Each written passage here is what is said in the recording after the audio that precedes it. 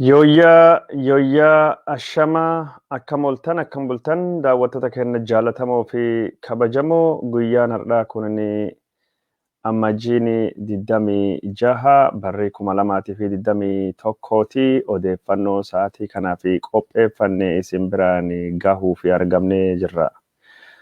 Odeeffannoo kana daawwachuu fi warri asittuu argamtanii hedduu isin galateeffannaa. Akka odeeffannoon kun nan biraan bahu yoo barbaaddanii qoqooda faffacaasaa waliin nu gayaa isiniin jecha barbaanna. Odeeffannoo kana miidiyaalee hawaasummaa karaa yuutuubiitii fi feesbuukii lachuun dabarsaa jirra. Ammaa fi odeeffannoo gaggabaabduu isin biraan geennee gara boodaa ammoo odeeffannoo guutuu qabannee akka dhufnu asumaan isinitti himuu barbaanna. Daawwattoota keenya jaallatamoo fi kabajamoo odeeffannoon har'aa fi qopheeffannee matootii isii kunoo kana.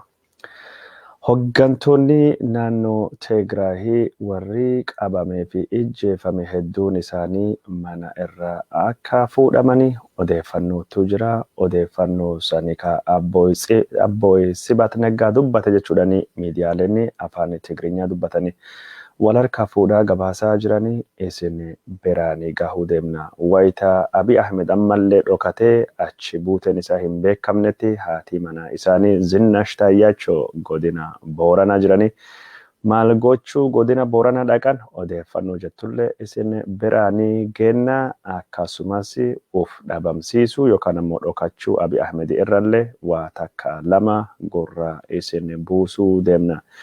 Itiyophiyaa fi Suudaan gara tulluu al-Xayyaar bakka jedhamtutti wal rukutuun warra dhagahamee jira. Waraanni Suudaan haleella waraana Itiyoophiyaa ofirraa qoladhe jechuun isaa dhagahamee jira.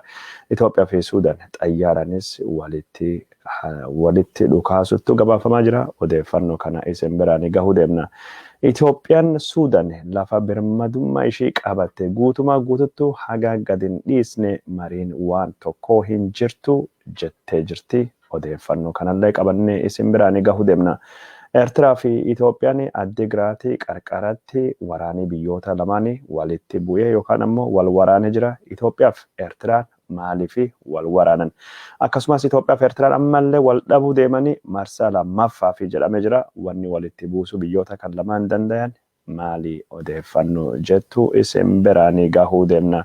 Itiyoophiyaan yeroo ammaa kana Eertiraa Suudaaniin wal dhabdee diroonii yookaan ammoo meeshaa waraana ammayyaa bitachuu fi carraaqaa turte. Haa ta'uuti malee biyyoonni meeshaa waraanaa Itiyoophiyaa fi gurguruu yookaan liqeessuuf barbaadan hedduun akka hin jirre dhagahama. Biyyoota meeshaalee gurguddaa Itiyoophiyaa fi gurguruu jiran keessaa tokkini Israa'eliidha.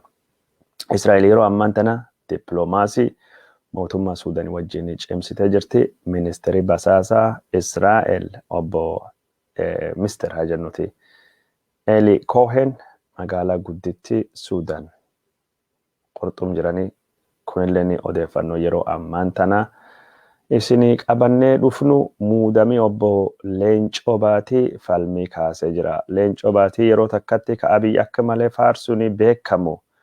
Leencoo Baatii ka qeerroo 60 qabannee gara Meqaleetti duulle junta wayyaanee barbadeessa jedhu. Biyya qeerroo fi qarreen itti hidhamtu Saudi Arabiyaattu ergamuun isaa mormii uumee jira. Leencoo Baatii muudamni isaa mormiin inni uume maali ka jedhullee isin biraan gahuu deemna. Daawwattoota keenya jaallatamoo fi kabajamoo yoo nu wajjin turtanii odeeffannoo kana daqiiqota muraasa gad dhufan keessattu isin biraan gahuu deemna. Amma gara bal'ina odeeffannoo isinii qopheessinettu dabarra. Naannoon Tigraay yeroo ammaan tana afaan beelaa irra jirti jechuudhaan gabaafamaa jira. Waraanni naannoo Tigraay keessattuu gaggeeffamaa jiru gaaga'amiinsa namooma guddaa akka uume ka dubbatamaa jiru. Waraanni mootummaan Itiyoophiyaa injifadhe jedhee ji'a lamaan dura labse ammallee bakka hedduuttu bifa riphee lolaatiin gaggeeffamaa jira. Kunin ammoo gargaarsa dhaqqabsuu fi carraaqii mootummaa fi dhaabbileen gargaarsaa godhaa jiranii ka akka malee rakkise tahuutu dubbatamaa jira. Yeroo ammaan tana uummanni miiliyoonii 4 oli naannoo Tigraayitti gargaarsa namooma hatattama akka inni barbaadu ka dubbatamu. Torbaanuma kana keessa ijoollee fi namni 11 oli beelan dhumachuu mootummaan naannoo Tigraay amanee jira. Karaa biraatiin ammoo naannoo Tigraay keessatti waraanii Itiyoophiyaatii fi Eertiraatii fi milishoonni naannoo Amaaraatii fi faannoon badii dhaqqabsaa jira. Sagaleen jettu irraa deebi'amtee dhagamaa jirti. Dhaabbileen gargaarsaa yeroo ammaa tana Tigraay keessatti gudeeddan dubartoota ajjeechan saamichi hanni barbadaa'insi qabeenya itti fufee jira jechuudhaan ibsa baasaa jirani. Warra ibsa kana baase keessa dhaabbata mootummoota gamtoomanii ka haleellaa dubartoota yookaan ammoo haleellaa saala balaaleffatu tahuu gabaasne turre. Amma odeeffannoo kanatti ambaasaaddarri Ameerikaa ka Finfinnee ture amma tana hojiin isaa dhumatte Mike Raineris dubbii kanarrattu dabalee dubbatee jira. Mike Rainer Eertiraan waraana Tigraay keessattuu bobba'uun ishee guddoon yaaddessee jira. Wanni Tigraay keessattuu tayaa jiru qaama bilisaatii fi walaba taheenii guutumaa guututtu qoratamuu qaba jechuun isaa dhagahamee jira. Ambaasaadarichi akka jiranitti yeroo ammaan tana Tigraay keessatti haalii waraanii ittiin geggeeffame haalii jechuun waraanii Eertiraa biyya san keessatti bobbahee ka guddoo yaaddessuudha jedha. Sun qofa odoo hin taane yeroo ammaan tana mulqamiinsa fi gaagaaminsi mirgoota nama naannoo Tigraay keessattuu dhaqqabaa jiru mootummaa Ameerikaatii fi akkasumas warra nagaa jaalatu guddoo yaaddessuudha. Jedha kana walitti qabatee ajjeechan ijoollee gudeeddan dubartii beelii baqattoota Eertiraa gubbaattu rakkooleen dhaqqabdee fi wantooti naannoo Tigraay kan keessattuu haasamu hedduun isaa kan naannoo kana keessatti tahuu sila hin qabnee fi waan guddoo nama yaaddessu ka xiyyeeffannaa barbaadu jechuudhaan wanni tayaa jiru naannoo Tigraay keessatti iftoomina waan hin qabnee fi qoratamuu qaba jechuun isaa dhagahamee jira. Dippiloomaatota mootummaa Ameerikaa hedduun isaanii haalli Tigraay keessattuu geggeeffamaa jiru guddoo yaaddessa tahuu gabaasne turre. Kanaan durattu ministeerri haajaa alaa Ameerikaa duraanii ka turan Maayik Pompeeyoo akkasumas miseensonni Koongireesii Ameerikaa seneetarootaa fi marii bakka bu'oota uummataa ka ta'anii waraanii Tigraay keessattuu geggeeffamaa jiru gargaarsa namoomaa akka hin dhaqqabne godhaa jira. Yakki hedduun raawwatamee jira jechuun isaanii gabaasne turre. Mootummaan Ameerikaa immoo Eertiraan naannoo Tigraay keessatti bobbahu suuraalee saatelaayitii fi akkasumas karaa basaasatii fi dippiloomaasiitii fi karaalee koominikeeshinii butamanii fi akkasumas karaa dhaabbilee gargaarsatii fi karaalee adda addaatiin qoradhee irra dhaqqabu jechuudhaan waraanii Eertiraa Tigraay keessatti bobbahu yeroo jalqabaatii fi gabaasuu odeeffannoo isin biraan gahuun kenna ni yaadatama. Naannoo Tigraay keessatti hoggansi naannoo Tigraay warri ijjeefamee fi qabame haalii isaan itti qabamanii fi ijjeefamanii ammallee mata duree falmii tahee itti fufee jira. Abbooyi Sibaati Naggaa ka magaalaa Meqalee irraa qabame akka mootummaan Itoophiyaa jiru dirree lolaa irraa booji'amee qabame Finfinnee dhufee akka inni odeeffannoo kennetti ammoo Abbooyi Sibaati Naggaa mana isaa keessaa qabame eegii qabameen duubattu gara gaarattu geeffame. Achittu miidhaan adda addaa irra akka dhaqqabe ka dubbataa jiru.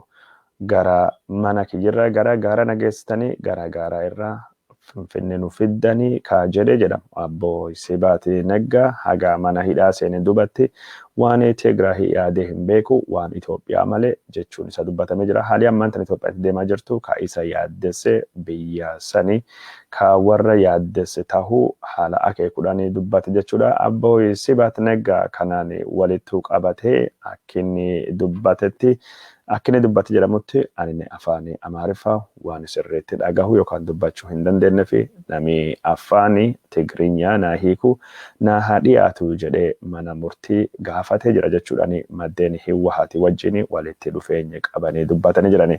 Hogganaan waraanaa Itoophiyaa Birgaadir Jeneraal Biraanuu Juullaa Galalchaa Abbooyi Sibaati Naggaa gaafa hidhamee heerii Itoophiyaa harka dhibbaa keessa harki 95 fudhatamaadha yookaan waan gaarii qaba. Heera kan hin gatina jijjiiranuun jedhe jechuudhaan heera irraa agam tokko namni kun akka dantaa qabu garsiisee jira. Waan heeraa dhiisi waan sittu dhagahame nutti himi jennee warri waraana biyya gaafanne kaa jedhe Birgaadir Jeneraal Juullaa Galalchaa Obbo Sibaati Naggaa waan natti dhagahame nu duruu doonee jirra ammaan tan ammoo nu awwaalaa jirtan jedhe dubbate jechuudhaan akka inni miidiyaa Itoophiyaattu hime.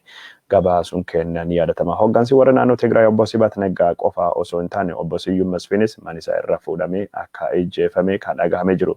Isa qofa ajjeefamuun dippiloomaatii mootummaa Itoophiyaa olaanaa kun yeroo ammaan tana biyyiti Afrikaa muummicha ministeeraa Abiy Ahmed biratti mormii akka galchanii kadhagame biyyoota ajjeefamuu isaa irrattu ilaalchisee gaafii gaafatte keessa biyyitii tokkini Ruwaandaa akka taate ka dubbatamu Ruwaandani bara 1994-95 duguuggan sanyii saba Tutsi irrattu geggeeffame akka inni dhaabbatuu fi waraana nagaa buustota achitti erguudhaan Itiyoophiyaan gahee guddaa taphatte gaafa suni namni kun ministeera haajaa ala biyya suni ture ajjeefamuu isaa hoogganaan biyya suni Paul Kagame hoogganaan Uganda Yoweri Museveni akkasumas hoogganaan Suudaanii kibbaa Salva Kiir Mayardit faati mootummaan Itoophiyaa ibsa akka kennuu fi gaafatanii jiran jechuudhaan maddeen tokko gabaasaa jirani. Kun kanumaan odoo jiru Abbaay Tsahaayyes ka daggalattu ejjeefame jedhame haaliin ittiin ejjeefame ammaan tan akka maddeen Tigraay jechaa jiranitti dirree waraana irratti ejjeefamne namni kun inni qabamuun durattu onnee isa sarjarii yookaan ammoo baqassanii hodhuu godhatee isa sireerra ciisaa jiru mana hidhaati fuudhame gara gaarattuu geeffame gara jabeennan ejjeefame jedhamee dubbatame jira. Damalaashee Walda Sillaasee miseensi paarlaamaa Itoophiyaa ka ija lamaan hin qabnee fi harki tokko naafalleeni manumsaa irraa qabame gaaratti yookaan ammoo gara baddaattuu geeffame akka ejjeefame odeeffannoon dhufaa jirtu ka addeessitu. Daawwattoota keenya odeeffannoon isin biraanii gayaa jirru akkuma itti fufettu jira. Abiy Ahmed ammallee bakka dhokate irra gadi hin baane. Abiy Ahmed gabaasan kennanii adda addaa akka nu mirkaneessanitti fayyaan isaa qixxee nagayaa qaba rakkoo waan tokko ka fayyaa akka hin qabne kadhagaham jechuun Abiy Ahmed odeeffannoon madaahee rukutame biyya Xaaliyaan yaaliif deeme jettu guutumaa guututti ammaan tan akka mirkaneeffannetti dhugaa irraa ka fagaatte.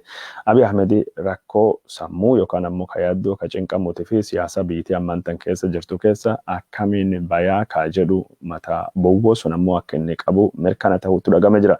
Abiy Ahmed ka siyaasa Itoophiyaa keessa yeroo ammaan tana itti yaadee uf dhokachiisee adeemsi uf dhokachiisuu kunini kaayoo siyaasaa qabaachuu fi Abiy Ahmed politikaaf oolfachuu fi waan godhe jechuudhaan yeroo ammaan tana xiinxalii bal'aan dhiyaachuun isaa akkuma itti fufettu jira.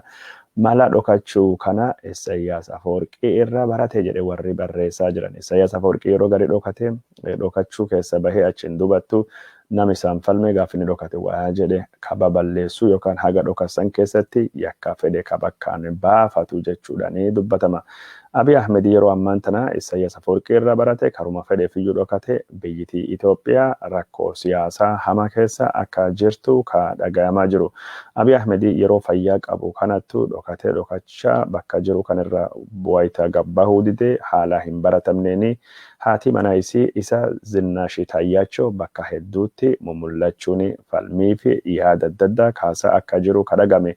Manneen barnoota godinaalee Oromiyaatii fi godinaalee Amaaraa adda addaa keessatti eebbisaa ka turte Zinnaash Boorana hardhammoo godina Boorana magaalaa Yaaballoo ardaa kophee corraa jedhamutti galma abbaa gadaa ka bakka sunittu dhaabbachuu deemudha. Ka bu'uura kaa'uu fi pirezidaantii naannoo Oromiyaa Shimallis Abdiisaa wajjin achittuu argamuutu dhagahame jira.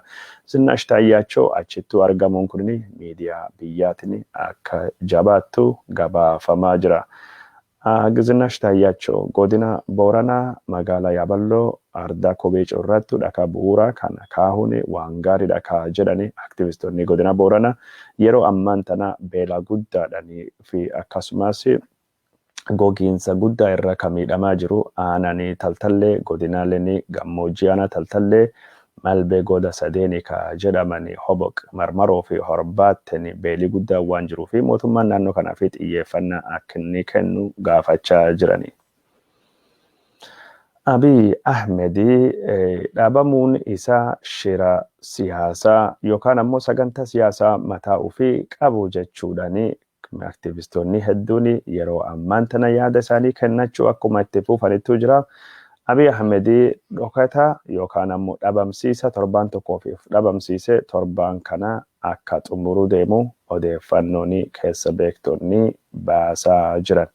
Wayita Abiy Ahmed dhokatee jiru kanatti Abiy Ahmed dhokachuu isaa ilaalchisuudhaan miidiyaaleen odeeffannoo dharaa faffacaasanii fi namoonni aktivistoonni miidiyaa hawaasummaa ka odeeffannoo kijibaa babarreessanii akka adabamuu danda'an miidiyaa fi mootummaan Itoophiyaa ibsaa jiru. Akka mootummaa Itoophiyaa kanatti odeeffannoo biyya miidhatii fi odeeffannoo biyya nagaa dhowwaa fi biyya burjaajessaa itti yaadanii faffacaasuun yakka nama adabsiisu waan ta'eef warri odeeffannoo kijibaa fayyaa muummicha ministeeraa irrattu baasaa jiru akka of eeggatu dhaamsa dabarsanii.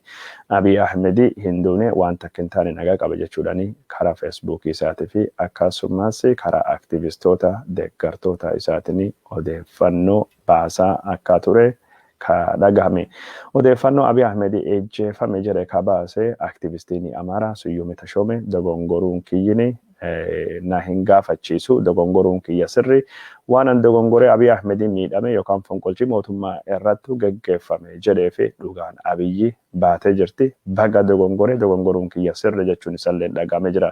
Aktivistiin biraa Tolosaa Ibsaa ka jedhamu Abiy Ahmed irratti fonqolchi mootummaa geggeeffame jedhee ka barreesse innis namina dogongorsiise nama wayyaanee ka mootummaa keessa jiru dhalataa Iduu Abbaa Booree jechuudhaan waraqaa eenyummaa nama tokko maxxansuun isaa dhagahame jira. Suyyuum Tashoomes itti gaafatama Komishinii Poolisii Oromiyaa Poolisii Federaalii obbo Dammallaash Gabra Mikaa'el waan saaxilee fi odeeffannoo kijibaa na dogongorsiisuu fi natti erganii jechuun isaa dhagahame jira.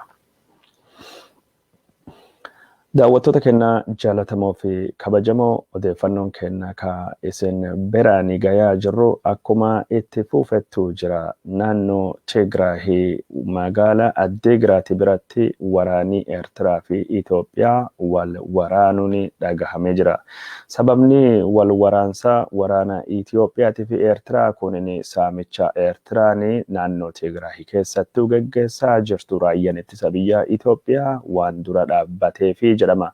Eertiraan kanaan dura konkolaataa meeshaalee tajaajila uummata meeshaalee biiroo kompiitaroota akkasumas meeshaalee fayyaa meeshaalee jechuun X-ray fi wantoota adda addaa gidaara manaatii fi akkasumas qorqorroo balbala foddaalee dabalatee waa hunda saamaa turte.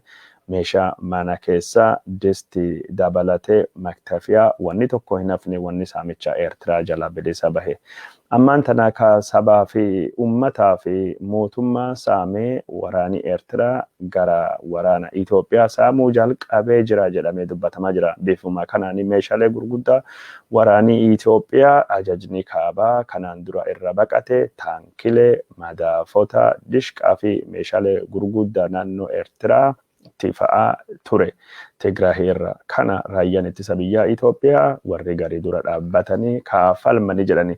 Falmiin raayyaa ittisa biyyaa Itoophiyaa ka meeshaa Eertiraan saamte kana hin fudhanne walitti bu'iinsa waraana biyyoota lamaanii jidduutti akka buuse kadhagame ture. Waraana naannoo Addigraatittu geggeeffame kanaanii milishoo waraanii Eertiraatii fi waraanii Itoophiyaa namni hedduun akka dhumate ka gabaafamaa jiru. Naannoo Addigraatii kana keessatti waraanii Eertiraa bifa cimaa taheen gurmaahee uummata naannoo kanaatii fi waraqaa eenyummaa Eertiraa qoodaa akka jiru dargaggeessa umrii 15 oli jiru kadhiiraa ejjeessa ajajni jedhamu waraana Isaayyaasitii fi kenname jechuudhaan maddeen tokko tokko gabaasuu kanaan dura isin biraanii geenne turre.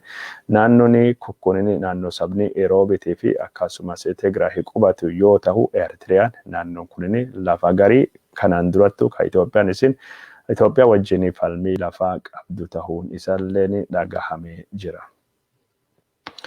Itoophiyaa fi Eertiraan Tigraahii keessatti waraanii walitti bu'ee jedhamee wayita gabaafamaa jiru kanatti Itoophiyaa fi Eertiraan dirree waraanaa kanallee yoon taane kabira guddaattu warra eeggata jechuudhaan xiinxaltoonni gaafa Afrikaa gabaasaa jirani.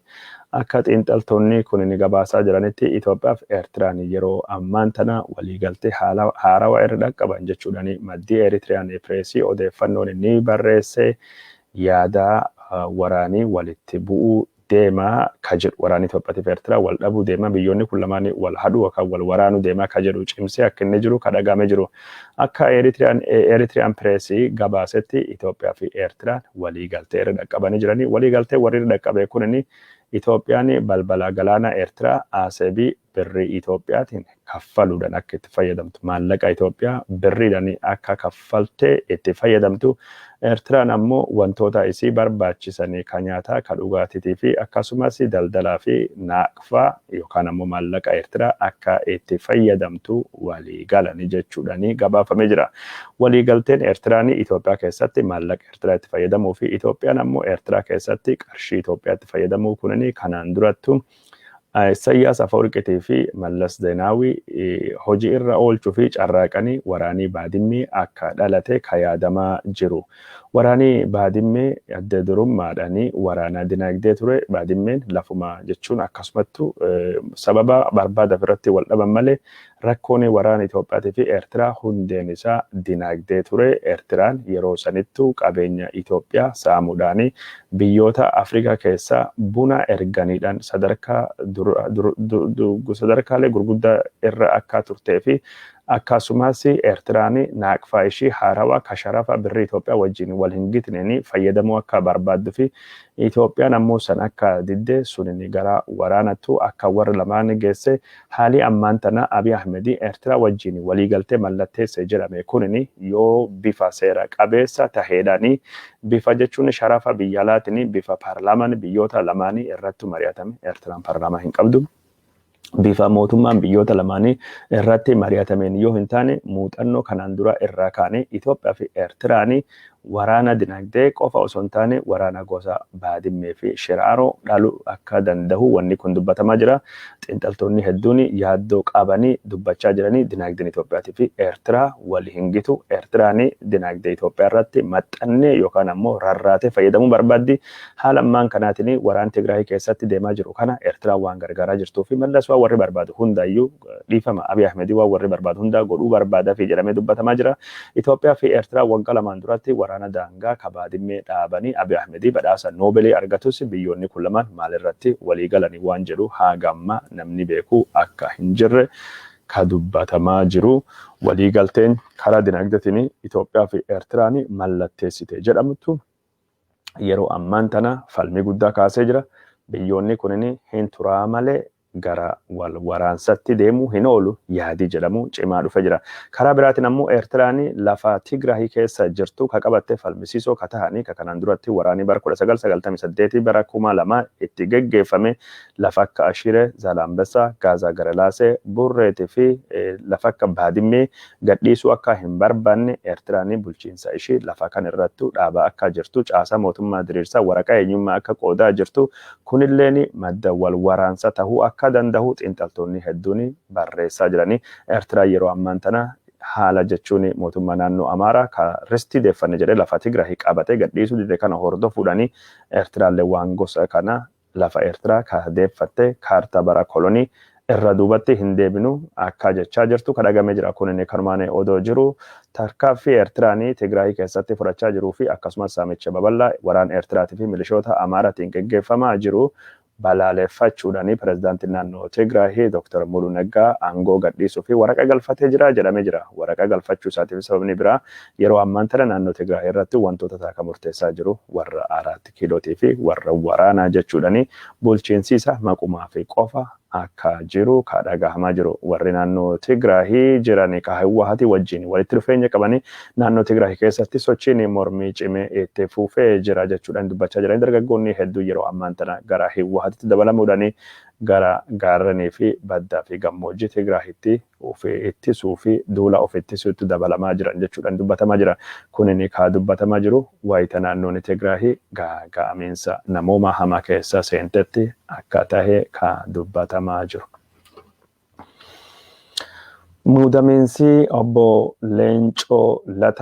Leencoo Baatii falmii kaasuun dhagahamee jira. Muudamiinsi Leencoo Baatii ambaasaadara biyya Itoophiyaa ka Saawudii Arabiyaa magaalaa Riyaadii tahee muudame yeroo ammaan tanatti falmii karaa warra Oromootii fi warra jechuun siyaasaa Itoophiyaa ka gara mirgattuu cillaanfatu irra akka kahee ka dhagahamaa jiru. Sababni falmiin kun ka'ee jiruu fi ambaasaaddarri Leencoo Baatii namni jedhamu kunini lammummaa Itoophiyaa argachuun isaa gaafii kaasaa jira. Leencoo Baatii bara dheeraa fi Ameerikaa kan jiraate lammii Itoophiyaa akka tahee ka dubbatamaa jiru.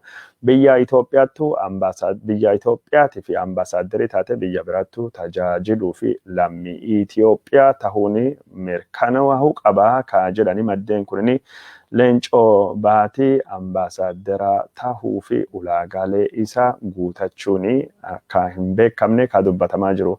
Leencoo Baatii lammii Ameerikaa yoo tahu lammummaa Itoophiyaa guutumaa guututtu deeffachuun isaa hin beekamu jechuudhaan maddeen kun gabaasaa jirani. Maddeen kun akka jiranitti kanaan dura gabaasa mootummaan Abiy Ahmed kenneen warri garii ulaagaalee lammummaa Itoophiyaa hin guutamne jedhuudhaan warri Amaaraa aangoo irraa kaasu yookaan ammoo ambaasaaddarummaa irra ari'amuun dubbatamee jira.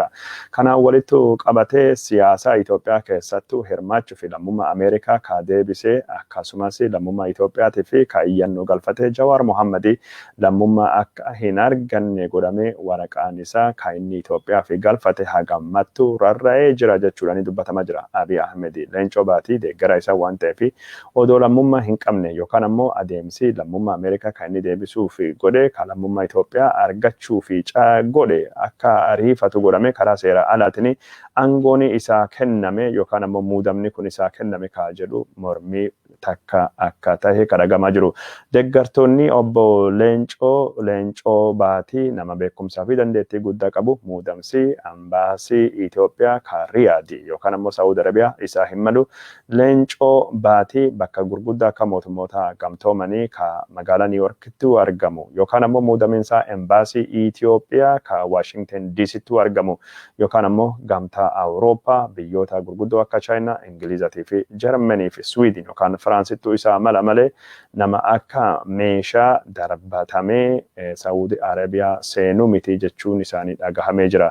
Obbo Leencoo Baatii ambaasaadara Saawudii Arabiyaa tahee muudame jechuudhaan barruun The Finfinnee Intercept kan kana The FI Station jedhamu karaa Feesbuukii gubbaattu ka barreessu odeeffannoo kana baasuun isa dhagahame jira. Obbo Leencoon Saawudii Arabiyaatti ramadamuun kunini mootummaa Abiyyi birattu fedhiin mootummaan Abiyyi gorsa isaa dhagahu yookaan ammoo mootummaan Abiy Ahmed isaa tursu akka hin jirre mul'isa jechuudhaan karaa Feesbuukitti yaada fi xiinxalii adda addaa kennamaa akka inni jiru kadhagamaa jiru. Obbo Leencoo Baatii haga biyyattuu galee yeroo adda addaa mootummaa Abiy Ahmed faarsuun beekama. Faaruu mootummaa Abiy Ahmediitiin godhuu keessatti Abiy gootaa cimaa nama akkisa nama nahu nama mararfatu hin jiru jechuudhaan warra naannoo Tigraay ka ammaan tana ejjeefaman yookaan qabaman gariin isaanii kunini biyya ala deema yaalama jedhamee hojiin ambaasaaddarummaa kennamee fi didam jechuudhaan ambaasaaddarummaan biyyara hojii xurataa itti bayanii yookaan ammoo hojii deemanii itti yaalaman akka taate akeekee jira. Obbo Leencoo Baatii ka Abiy Ahmed deeggaruu kun yeroo tokkotti waraana qeerroo kuma hedduu qabannee gara Meqalee deemnee junta wayyaanee barbadeessuu dandeenya ka jedhe yeroo ammaan tana biyya qeerroo fi qarreen kumaatamni itti hidhamaa jiranii Saawudii Arabiyaattu ergamuun isaa dhagahamee jira. Saawudii Arabiyaan ambaasaaddarummaan tajaajiluu fi biyya akka malee rakkisaa akka taate kadhagamu. Ambaasiin Itoophiyaa bakka adda addaa biyya alaa keessa warri jiranii yeroo baay'ee biyyoota keessattuu ramadaman keessatti dhimma baqattootatii fi akkasumas misooma investimentii biyyootatii fi hariiroo biyyoota itti ramadamanii cimsuu fi akka tajaajilanii kadhagamaa jiru. Ambaasiin Saawudii Arabiyaa yeroo baay'ee namni ramadamu nama muslima akka taate ambaasiin ammoo sagantaalee adda addaa keessatti mootummaa Saawudii Arabiyaa wajjin walitti dhiyaate akka bifa amantiilee wajjin hojjetamu ka dubbatamu Saawudii Arabiyaa lammiileen Itoophiyaa kan muslimaa hedduun isaanii hajji fi umraa fi garasuu akka dhaqanii hojjettoonni baqatanii Itoophiyaa irraa achi dhaqanii hojjetanillee hedduun akka jiranii sun keessa harki gariin ammoo warra seera hin qabne yookaan waraqaa eenyummaa Saawudii ka hojii hin qabnellee akka tahe kadhagamee jiru. Leencoo baatee ka amantii musliimaa hin hordofne Saawud Arabiyaatti deemee hojjechuun isaalleen aadaa dippiloomaasii mootummaa Itoophiyaa ka baratame irraa xiqqoo adda maalii jenna tokkoffaa leencoon afaan Arabaa dubbachuu hin beeku lammaffaa leencoon jechuun dippiloomaasii Saawud Arabiyaa hojjechuu keessatti aadaa amantii warra sanii wajjin haasa'uun sunilleen isaan salphattu ambaasaaddarii ammaan tana jiru ka Saawudii jiru Abdul Aziz Ahmed Adam namni jedhamu dhalata Somaalii nama dirra dhaawwate afaan Arabaa afaan Somaalii afaan Oromootii fi Amaaraa tolchee akka beeku ka dubbatamu leencoo baatii ambaasaaddarii Saawud Arabiyaa ka magaalaa Riyaadii bakka kanaan dura namni Arsii biraa ambaasaadder Suleymaan Daddafoo muudame fudhachuu dide achittu ergamee jira jechuudha. Leencoo baatii ka Abiy Ahmedii deeggaruuf jecha qeerroo kuma hedduu qabadde gara Meqeleetti duulaa jedhu qeerroo tokko malee gara Saawudittu dhidhiinfamee jira jedhamee gabaafamee jira. Muudamni obbo Leencoo baatii warra siyaasaa Itoophiyaa dhaadheessaatinis akka hin jaalatamini ka dubbatamee jiru. Leencoon waraqaa lammummaa Itoophiyaa qaba jedhanii yeroo ammaan tana gaafii gaafachaa yoo jiranii Abiy Ahmedii taranyootani uf marsee jira warra waraqaa eenyummaa hin qabne biyya alaa irraa galchee muudamaa ambaasaaddarummaa kenneefii jira jechuun isaanillee dhagahamee jira. Biyya Saawud Arabiyaa ka amantii Islaamaa hordoftu keessatti dippiloomatii olaanaa mootummaa Itoophiyaa ta'uudhaanii hogganaanii abaa'oo duraanii ramadamee jira jechuudhaani mootummaan Abiy Ahmedii kunoo akkuma jenne abaa'oo humneessaa jira abaa'oo angoomsaa jira. Mootummaan kunini mootummaa abaa'ooti keessa abaa'oodha afaan nu sobuu fi gubbaa Itoophiyaa fakkaata malee muudamni leencoo baatii mootummaa abaa'oo ta'uu kan agarsiisu jechuun warra dhagahamee jira. Daawwattoota keenya jaalatamoo fi kabajamoo odeeffannoon keenya ka isin biraan gayaa jirru akkuma itti fuufettu jira. Odeeffannoo keenya ka biraatiin ammoo naannoo Gaambeellaa keessatti ijoollee sadii ka hidhamte ka umriin warraa 15 gadi maqaa abaa'ootiin hidhamanii mootummaan akka hatattamaan gadhiisuu ka gaafatame.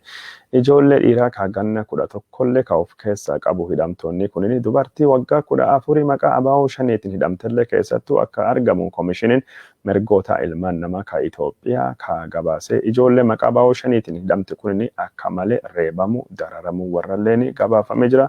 Ijoolleen argamtee yookaan ammoo ijoolleen mahidhaa keessatti yeroo koomishiniin mirgoota ilmaan namaa qormaata godhu argamte kun irratti miidhaanii qaamatii fi sammuu hamaanii akka dhaqqabe ka dubbatamaa jiru. Mootummaan Itoophiyaa ijoollee kana hatattamaan gadhiisee warra ijoollee kana irratti miidhaa kana dhaqqabse akka seeraaf dhiyeessu koomishiniin mirgoota ilmaan namaa Itoophiyaa gaafachuun isa dhagahamee jira. Kana alatti naannoo kana keessatti warri dhalattoota Tigraahii ta'anii dhibbaanii ka lakkaa'amanii ka seeran alattuu hidhamanii mana murtiitu akka dhiyaatan yookaan ammoo hatattamaan akka gadhiifamanii koomishiniin kun gaafachuun isa dhagahamee jira. Godina Matakkali naannoo Benishaangulii keessattuu namni 600 oli waggaa 2 hidhamanii akka mandaattuu dagatamanii hidhaa kan keessattuu jechuun himata tokko malee akka turanii torbaan darbe keessa akka gadhiifaman gabaasuun kenna ni yaadatama. Yeroo ammaan tana Oromiyaa keessatti maqaa abaa'oo shaniitiin hidhaanii babal'anii geggeeffamaa jiraachuun isaa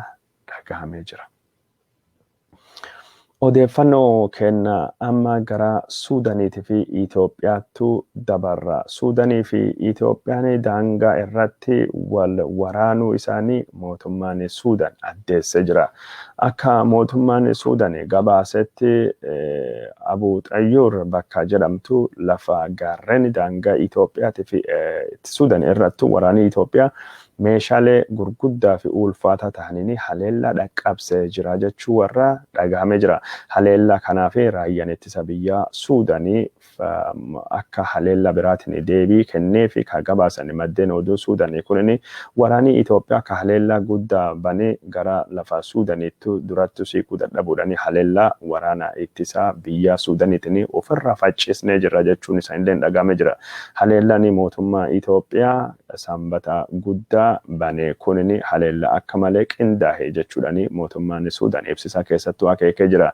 Waraanii Suudaanii haleellaa kana ofirraa deebisee jira ka jedhe mootummaan Suudaanii adeemsa haleellaa kan ofirraa faccisuu keessatti gara mootummaa Suudaan irratti karaa lubbuu namaatii fi karaa jechuun waraanatiin miidhaan akka hin dhaqqabne namni du'ellee madaa'elleen akka hin jirre maddeen oduu Suudaanii ka gabaasan. Kunini kanumaan odoo jiru torbaan darbee gara dhumaa keessatti mootummaan Itiyoophiyaa raayyaan ittisa biyyaatii fi mootummaan Suudaanii waraanii isaanii haleellaa xayyaaraa walirratti geggeessan jechuudhaan maddii oduu Al Arabiyyaa gabaasee jira.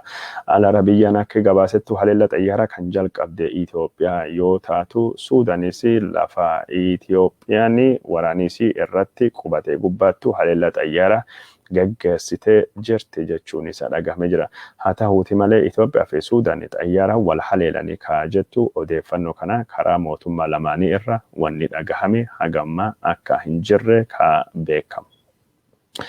Ministeerri haajaa alaa Itiyoophiyaa akka jedhetti ammoo Suudaanii wajjin mariin tokkolleen hin jirtu. Dubbi himaani ministeera haajaa alaa Itiyoophiyaa ambasaaddar Diinaa Muftii Suudaan wajjin mariin ka jalqabu yoo Suudaanii lafa Itiyoophiyaa ka qabatte cufayyuu dhiistee marii fi qophoofte qofa akka taate ka dubbate haalammaan tana jiruun Itiyoophiyaan lafa ofii bilisoomsuu fi dirqamti ka jedhe obbo Diinaa Muftii haga Suudaan lafa Itoophiyaa qabatte lafa Suudaan Itoophiyaa lafa Suudaanii kana lafa Itoophiyaa kana waraanii Suudaan irra jirutti mariiwwanni jedhamu hin yaadamu obsi kenna daangaa darbee jira jechuun isa dhagahamee jira.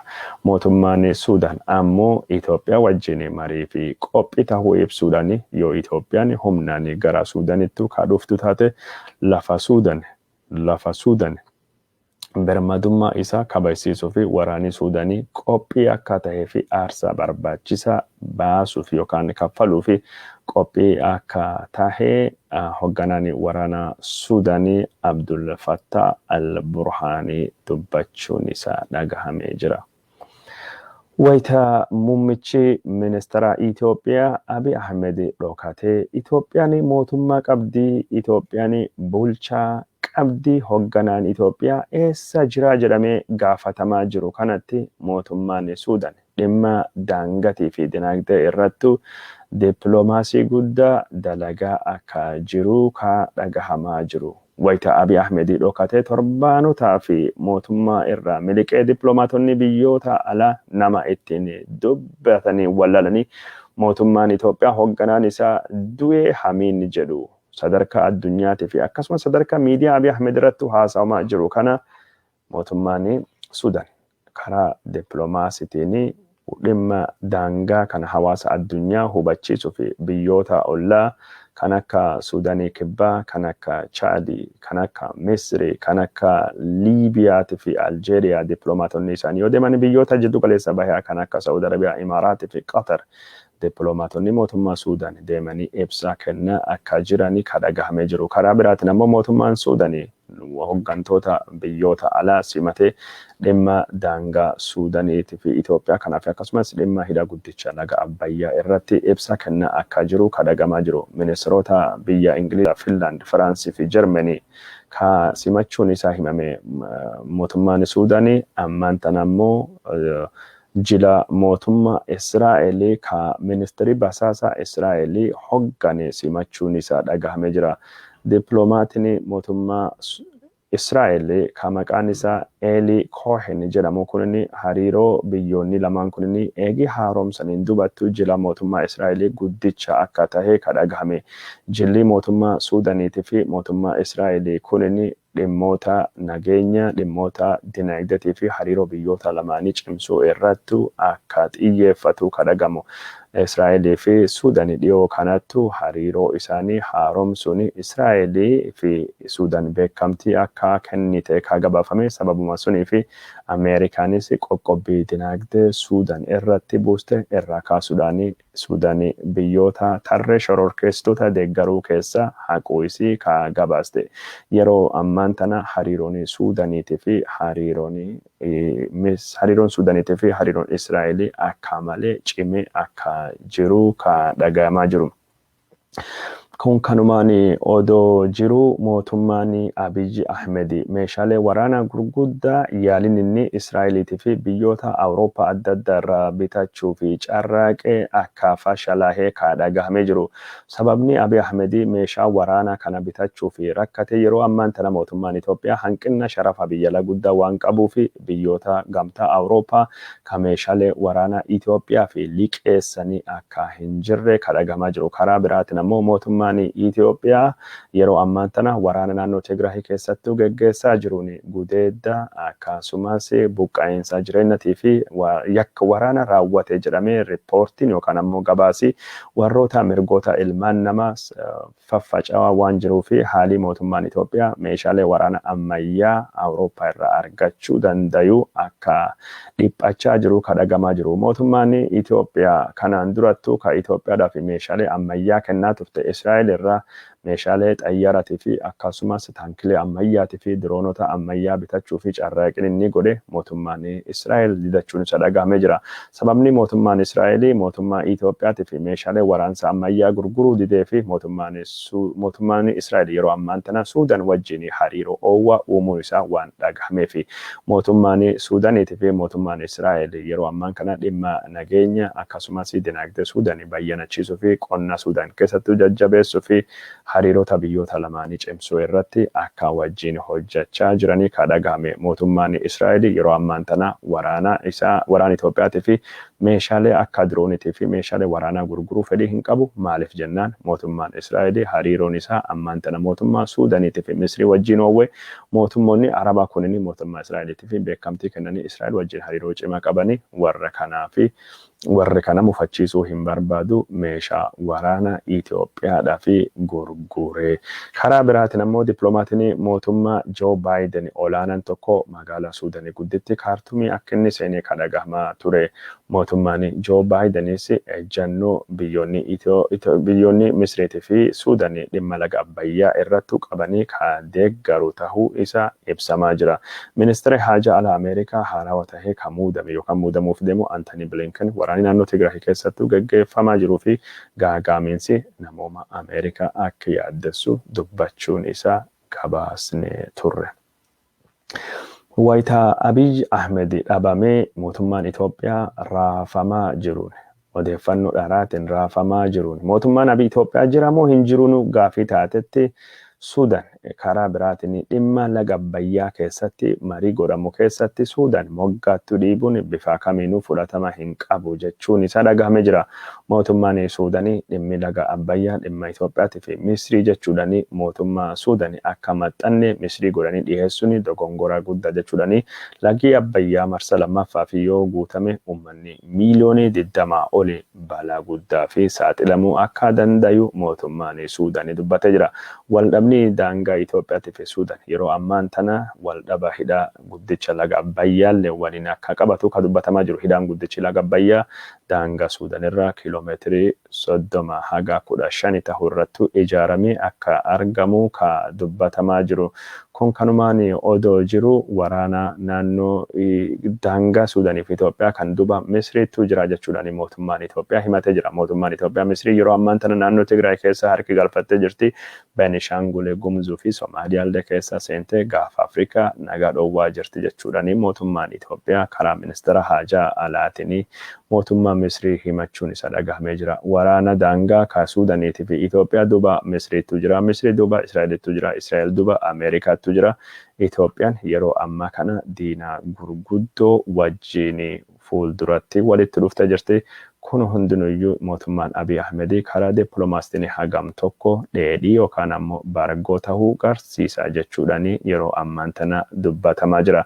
Mootummaan Abiy Ahmed wayita dippiloomaasii cimaa hojjechuu qabu kanattu dirree dippiloomaasiitii fi dirree siyaasaa keessa Abiy Ahmed uf dhokachiisuun yookaan ammoo uf dhoksuun isaa namichi kunin hagam tokko hubannoo dippiloomaasii hubannoo mootummaatii fi siyaasa addunyaa akka hin qabne garsiisa jechuun isa dhagahamee jira. Abiy Ahmedii kanaan dura marii dheedhii tahee biyyoota lixaa wajjin godhuudhani bu'aa Itoophiyaa dabarsee kenne jechuudhani aktivistoonni siyaasaa kan akka Jawaar Mohammadii faatii adeemsa isa qeequun gabaasuun kennan ni yaadatama. Daawwattoota keenya jaallatamoo fi kabajamoo sa'aatii kanaa fi odeeffannoo isin biraan gahuuf jennee isin biraan geennee jirra. Odeeffannoo takkaa lama gaggabaabduu gurraa isin buusnee sagantaa keenyaa kaardhaa goolabaa jirra. Qorichi dhukkuba koronaa vaayirasii. Qoricha osoo hin taane tallaalliin dhukkuba koronaa vaayirasii sadarkaa addunyaattu kennamaa jira. Sadarkaa addunyaattu tallaalliin kennamaa jiru kun sanyiileen dhukkuba koronaa vaayirasii adda addaa dhalachuun isaa kittibaanni yookaan tallaalliin kun hagama tokko milkaa'aa gaafii jettu ka'aa ture. Modernaa dhaabbanni jedhamu tallaallii kana oomishu kittibaatiin isaa gulantaa lama qaba. Tokkoffaa marsa tokkoffaa kennamuu fi marsa lammaffaa kennama. Booster jedhamu jechuudha. Kittibaatiin marsa lammaffaa kennamu sanyiilee koronaa vaayirasii adda addaa kanallee wal'aanuu fi yookaan ammoo ittisuu fi ni gargaarti jechuun isaa dhagahamee jira. Koronaa vaayirasii sanyii adda addaa ittisuu danda'u. As Minisoota bakka nu jiraannu kanattu kilinikiin Access jedhamu ka hayyoota yookaan ammoo ogeeyyii fayyaa Oromootiin ammaan tana bulaa jiru tallaallii dhukkuba koronaa vaayirasii kennuu jalqabuun isaa dhagahamee jira. Klinikni kun Access klinikii jedhama bakka Central Avenue fi 36 gubbaa Colombia Haitiitu argama. Namni jechuun tallaallii kana fudhachuu barbaadanii tallaallii dhukkuba koronaa vaayirasii odeeffannoo kana jechuun yooyaa miidiyaa yookaan immoo feesbuukii kan irratti qoodee jira argachuu akka dandeettanii ka isinii himuu barbaannu. Boori Jawaar Mohammadii Hamza Boorana Baqqalaa Garbaatii fi hidhamtoonni siyaasaa 24 galmee Jawaar Mohammadii jala jiranii dhimmi warra mana murtii araadattu laalamuu akka deemu ka dhagahame adeemsa fi oolmayaa mana murtii kaborii suni odeeffannoo bal'aa ka isinii qabannee dhiyaannu ta'uu asumaanii waadaa isinii seenuu barbaanna. Adeemsi mana murtii kunini himata Jawaar faa irratti baname 10 keessa 6 torbaanii darbee mani murtii fudhatama dhabsisuudhaani himata gadafee 4 laaluu akka deemu ka dhagahamee jiru. Himata afraan suni abbaan alangaa garii fooyyeessee dhufuu danda'a. Himanni gariin jijjiiramus ni mala. Achiin duubatti waa'ee mirgaa wabiitii fi Jawaar Mohammadii faatii yaadi isaanii himati kun himata siyaasaatiin bilisaan gannu dhiisaa akka jedhanii san hundaayyuu ka laalamu ta'uutu mala. Karaa biraatiin ammoo uffata boora yookaan ammoo uffata beertee keelloo uffachuudhaani hidhamtoota siyaasaa deeggarsi godha akka jedhamu sochiin miidiyaa hawaasummaa fi sochiin qeerroo fi qarree cimee itti fufee jira. Karaa miidiyaa hawaasummaa irraa akka mul'achaa jirutti daawwattoota keenya jaallatamoo fi kabajamoo odeeffannoon keenya gara dhumaa geettee jirti. Gaazexeessitoota naannoo Amaaraa kan waraanaa Tigraahittu geggeeffame gabaasanii pirezidaantiin naannoo Amaaraa Aganyoo Tashaagarii birrii 300,000 haga wadhakka miliyoonii maallaqa kiisii isaatii baasee badhaase jechuun isaa falmii guddoo kaasee jira. Pirezidaantiin naannoo Amaaraa kan maallaqa haga wadhakka miliyoonii kiisii kiyya keessa baasee badhaasii jedhu kunini maddii galii isaa hojii mootummaatii ala maaltu jira. Wanni kunini naannoo Amaaraatii fi Itoophiyaa walumagaalaa keessattuu kachachallii yookaan ammoo gunaan hagam tokko akka bal'ate garsiisa jechuudhaan yeroo ammaa tana mata duree oduu tahee deemaa jira. Karaa biraatiin ammoo naannoon Oromiyaas birrii miliyoonii 3 gaazexeessitoota OBN fi gaazexeessitoota mootummaa naannoo Oromiyaa kan waraana naannoo Tigraahii gabaasanii fi badhaasuun dhagahamee jira. Odeeffannoo biraatiin ammoo badhaasee waraana kana qofa miti kan mata duree tahee deemaa jiru. Naannoo Tigraahii keessatti gaazexeessonni televezyiinii Tigraahii fi gabaasan yookaan ammoo hojjetanii 3 torbaanota darban kan keessattu ejjeefamuun warra falmii biraa kaasee jira. Gaazexeessonni naannoo Amaaraa badhaafamaa jiranii, gaazexeessonni Oromiyaa badhaafamaa jiranii, gaazexeessonni ammoo Hewwahaatii wajjin walitti dhufeenya qaban jedhame ka Tigraay TVT fi akkasumas Dimtsi Wayyaanee fi hojjetaman ejjeefamuun falmii uumaa akka jiru kadhagamee jiru. Odeeffannoo kenna kasaatii kana asumattuu gabaabsanii booda bal'inaan walitti dachaana waan daawwatan hordoftaniif hedduu sin galateeffannaa nagaan oola nagaan nu bula.